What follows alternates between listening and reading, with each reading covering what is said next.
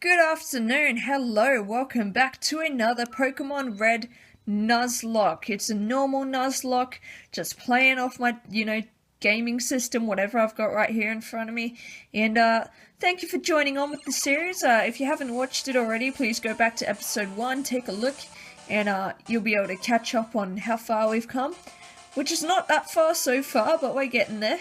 We've got one gym badge, we're tucked away in Mount Moon right now and just continuing the journey. So thanks again for joining. I've had a really good day just hanging out with friends and been to a Saturday church event and we went out, we played some volleyball, and I discovered that I'm no good at volleyball, but it was a good time. We had lots of fun. So I hope your day has been going good. Let me know how your day's been. Leave a comment down in the comment section. Tell me what you got up to today. And yeah. Clefairies are bloody hilarious. I love them. I love them in the anime. I love their metronome. They are the cutest things. I don't like fighting with them. I don't think they are. They're not very. They don't fit to my style of battle. But I think they're cute. The sprite's pretty cute for this one on this game. Alright. Onwards we go. I'm beginning to wonder if I should maybe train up another Pokemon for the Nuzlocke, but I'm kind of at the same time thinking like, maybe I'll start doing it on the next route when I start getting some different Pokemon. But yeah, we'll see what happens, eh? See what we catch. Oh, I caught a Zubat was my Pokemon in this cave, and as I was saying in the last game, if it had been a different game where it could have been a Crobat, then I probably would have started training it, but nah, I'm not gonna bother because it only goes into a Golbat and it's not that great.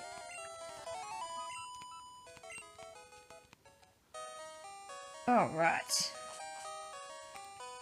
What have we got going on down here? I'm torn about whether to make the different floors, like different areas for the Nuzlocke, because you can see, I couldn't get a Paris, I don't think, on the other floor. You know what, I think I might do it, because there are certain Pokemon that you can't catch on certain floors, and it does make it hard, I guess, if you're gonna play through the game. Like, I know when people do it randomized, they don't do it, but the fact is, you could get any Pokemon, oh, I just ran away from it, damn it. I guess I'll have to forfeit that then, but I think going forward, I am just gonna make it that if it's a different floor in a cave or something, then you can catch a new Nuzlocke Pokemon, because it doesn't have the same dynamics as an unrandomized Nuzlocke, where you would just encounter whatever Pokemon you encounter. I think it just makes it a bit more fair for these kinds of games, so that's what I'm gonna do. Alright.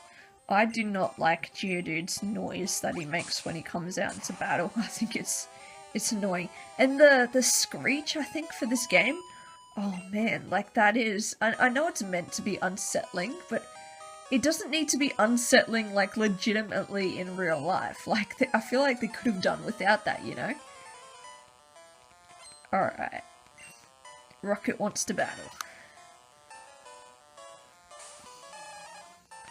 Go Bradley. I hope he levels up this one, because he'll evolve into a Wartortle, and that'll be pretty sweet. Alright.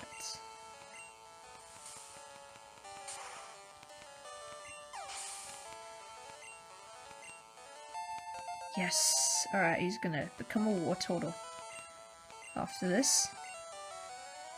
Should I switch out? I think I will. Go Chip.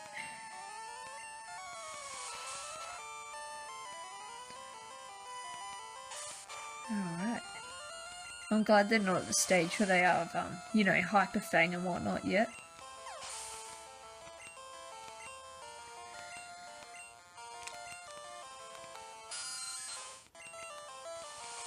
I feel like Zubat keeps that noise for its sprite, like all through Even though I remember, you know, playing Pokemon Emerald when I first got the game, that's what the Zubat sprite sounds like. Not sprout. I'm getting too Aussie there. Rocket said I blew it.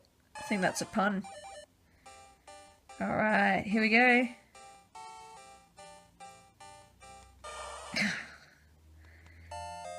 That sprite looks so dopey. That war turtle just looks so...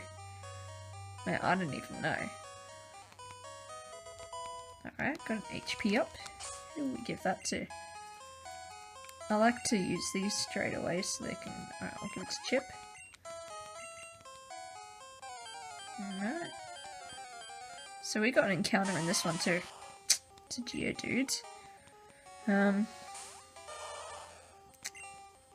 You know what? I think stuff it. I don't want to bother leveling up a Pokemon like a Geodude because once you like hit a certain point, it's like you can't trade it exactly now. And if I can't trade it, then I can't level it up, and it just there's no point to it.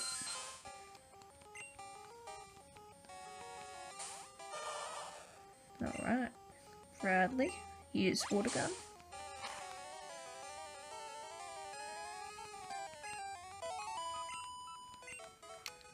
I might switch out to Chip. I want to see Chip get some leveling up, so it can evolve into a Pidgeotto. Alright. Who are you?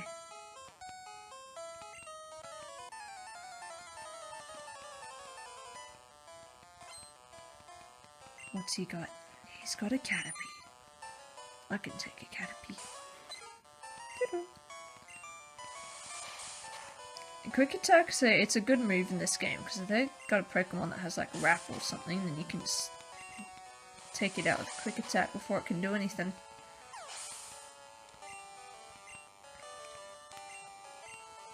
Yeah, I want to get Chip up to level 18, so he's doing pretty alright. Like I said, I think in my last video, the stronger they get, the easier it just gets to keep going and not having to keep healing up, because they can just take things a bit better.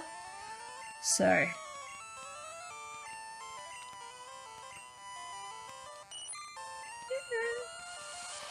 Caterpie's got a pretty nice noise when it comes out. I know some people might not agree with me on that, but I don't know. I just kind of like it. Alright. Chip's still at level 17. Alright, I'm gonna need to switch out, otherwise the health will start getting a bit low. Don't sneak up on me. It's not like I was behind him. Alright, Magnemite. I don't really have a Pokemon that I'm leveling up that's actually going to be good against a Magnemite, so we're just going to have to hope for the best. Hope he doesn't use a Thunder Shock. And if he does, hope it's not strong enough to take me out, because I would absolutely hate to lose my starter. I bet that's going to happen now. I've just jinxed myself. It's going to happen at some point during this game. Alright.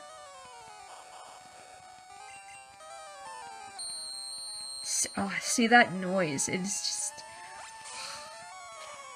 It's like grating on the ears. I don't like it.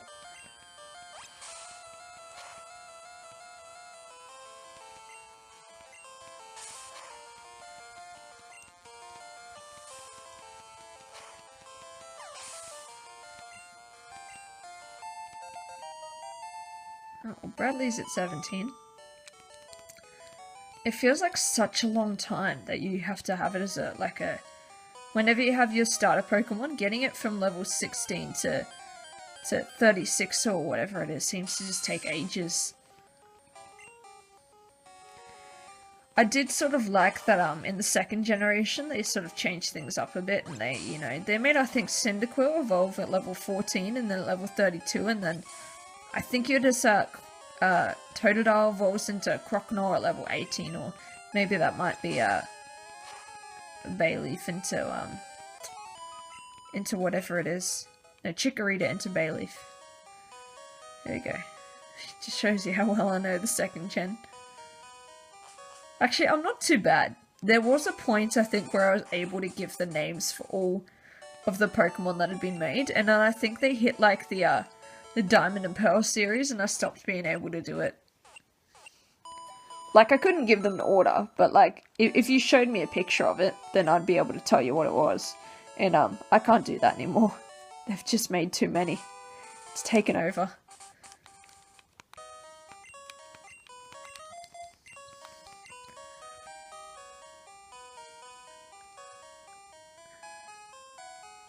Just strolling past these trainers, strutting past, like, yeah, that's right. I beat you. I'm better than you. Alright, I'm gonna run for this. It's not worth fighting. You reach a certain point where the experience just isn't even worth it for the Pokemon that you've got, so I'm just gonna keep going. Keep making my way through the tunnel.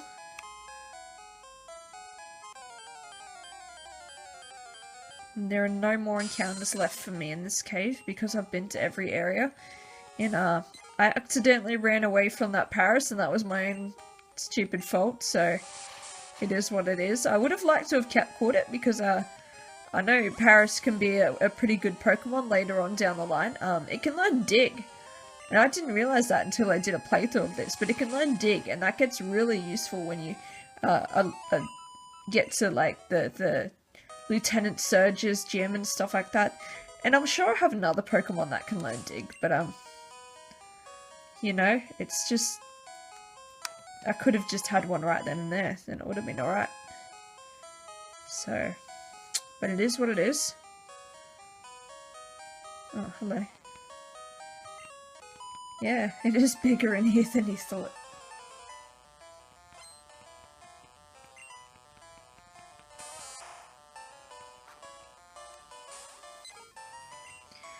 Okie dokie. Critical hit. It's so good that all they can do is absorb at this point, because Chip just bulldozes them.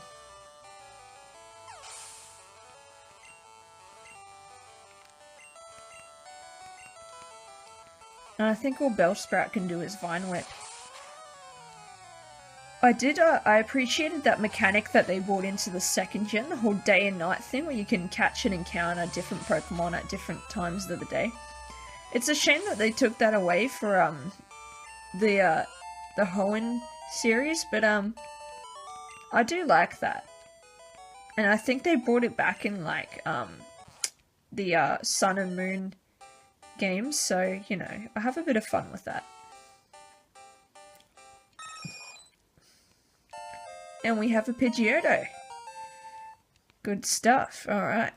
We're going to be pretty swell making our way through.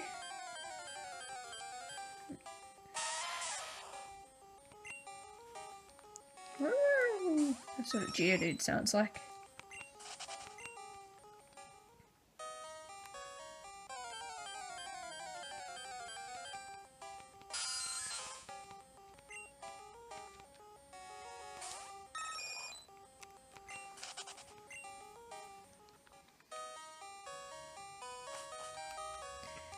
You know what? I'm going to train up Bradley. I suppose it won't really matter which one of them I use to do the Cerulean Gym, because I mean, it's not like the water types are going to be super effective against anybody. If I had a Charmander or a, you know, Charmeleon, it would be probably a bit of a different story, but I feel like your best bet when you're starting out is with the Bulbasaur, because Bulbasaur can take on those first two gyms pretty well. And then by the time you get to, you know, even the third gym's going to be pretty okay against it. And from then on, like, generally by that time, you've already got Pokemon that can sort of, do a good job of things, so, against other gym battles, so.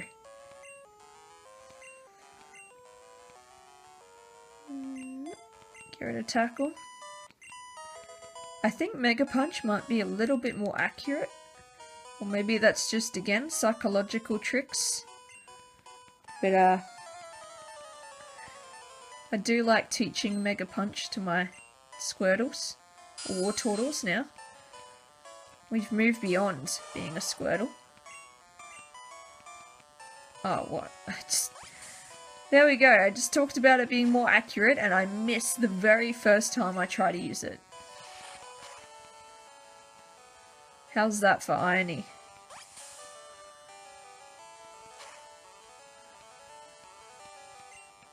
Alright.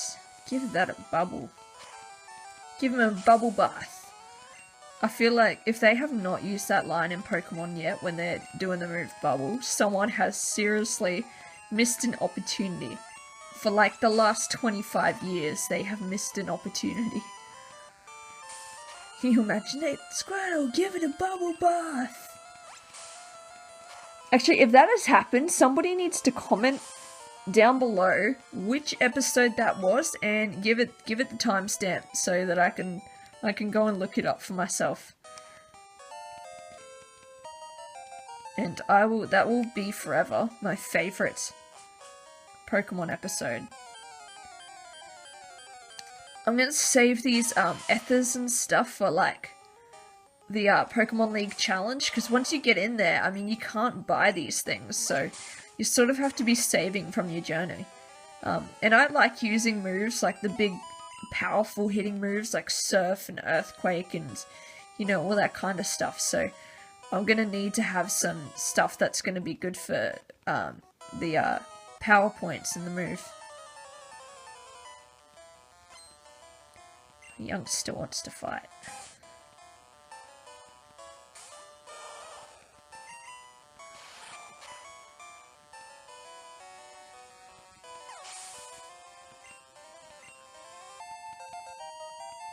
Alright, level 18 and level up's always good.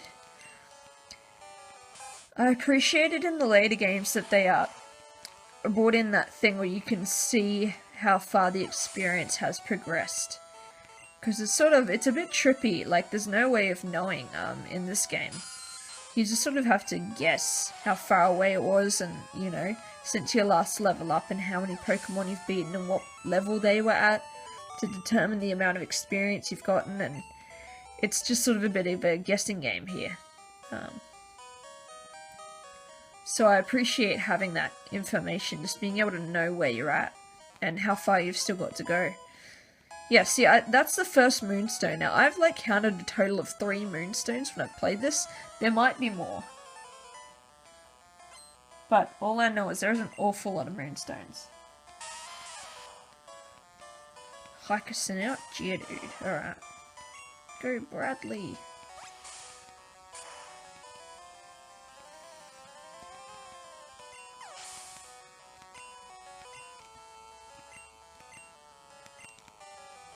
I think we're going to be able to just, you know, make this through without having to double back. I think we'll be good. We'll pull through to the other side at Cerulean without having to go heal up again, so... I think if I'd been trying to, like, if I'd caught another Nuzlocke Pokemon that I was trying to train, then I think I would be, going back a bit more, but because I've just decided to stick with Bradley and Chip as my sort of main Pokemon for now, I think we're doing okay. Okay. Actually, we'll keep Bradley out.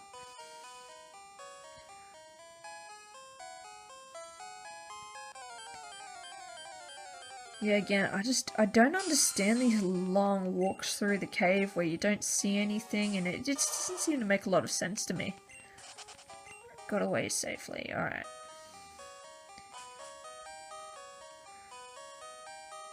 Okay, I don't think there's anything up there. Little kids leave grown-ups alone. Well, in some contexts, I sort of agree with that.